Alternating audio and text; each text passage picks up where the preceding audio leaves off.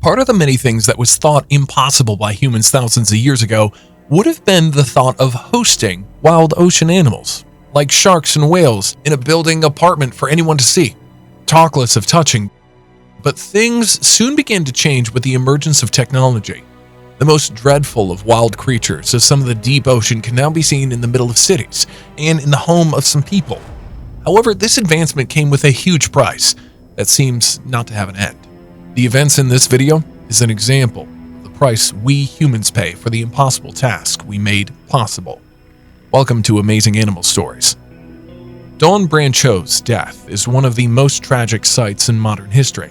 Not only is it very tragic, but leaves a big scar on whoever has admiration for such a famous and agile, beautiful woman with a great mind.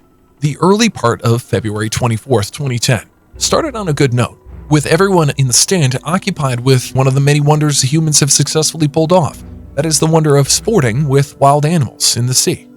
Those are the likes of killer whales. It was at the 12:30 show, called Dine with Shamu, where everyone was excited to see the famous face of Dawn Brancheau, who had been the notable icon of Seaworld, for she was the reason why the crowd had gathered, bringing the show. But only if she had known what awaited her that day of the show.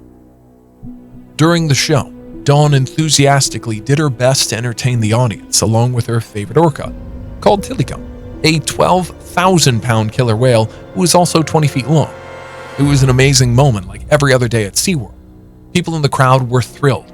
Some were opening their mouths in amazement and others with wide eyes in amusement.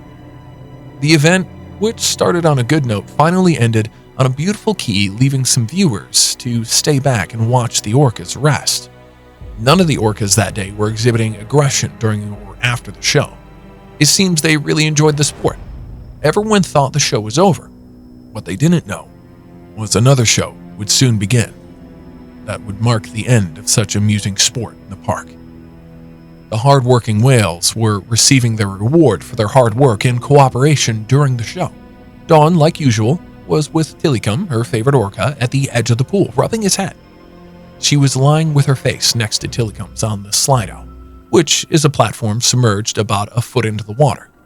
She was ignorant of the deadly thoughts flying in the big whale's head. According to eyewitnesses, she was rubbing her hand on Tillicum's head, which is usual action for a pet you love. People who wished to record the moment brought out their devices to capture the scene on their devices. This was when what never happened between Tillicum and Dawn happened. Tillicum, in a very fast mode, pulls Dawn and threw her into the water. She tries to swim out of the water, and the attendants were ignorant of the looming danger. According to Jessica Wilder, an eyewitness who saw clearly what happened, while stating her account with the police, she said when she saw her in the water, she immediately knew that it wasn't part of the show, but no one was talking. Everyone was going on normally, but she knew something was very wrong.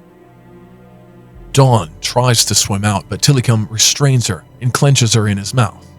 It was at this time alarm was raised and the audience was told to evacuate the building. All eyewitness accounts affirm that the action of Tillicum was intentional as Dawn tried to escape several times, but Tillicum would not let her. He became possessive of her, drowning her in the water, while yanking and thrashing her violently. And as the emergency siren echoed through the enormous marine park, employees raced to the pool and tried to capture the violent whale with nets. They were throwing food in the pool in an attempt to distract him. It didn't work out, as the whale wasn't distracted and focused on his task. When the incident happened, there were 7 other smaller whales in the pool with Tillicum, but they were quickly moved to neighboring pools while the staff battled to save Dawn. After a lot of effort and struggle with Tillicum, the whale was later pulled out 20 minutes later, after being trapped into a smaller pool. The workers later rescued Dawn from the whale, just to find out that they had successfully rescued the lifeless body of their icon. Dawn was already dead. According to the autopsy report, she died of drowning and blunt force trauma to the head, neck, and torso because of the violent yanking from the whale. Her scalp was also forced from her head. It was indeed a horrible death. This horrible event would later lead to the inspiration for the award-winning documentary Blackfish in 2013, whose plot focused heavily on the death of Dawn Brancheau. The film also shed light on an opinion that wasn't too popular outside Seaworld at the time. The opinion was that the orcas were facing a very harsh set of conditions and were being treated unfairly.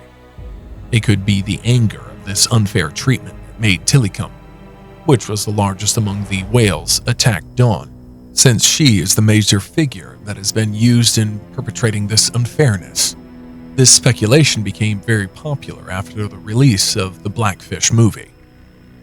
In 2016, SeaWorld announced it would stop breeding orcas in captivity, and many of the park's theatrical shows featuring orcas have been subsequently retired or completely eliminated. The few remaining orca displays more closely resemble their natural behavior in the Pacific Northwest, where orcas are normally found in the wild and no interaction between humans and orcas is permitted.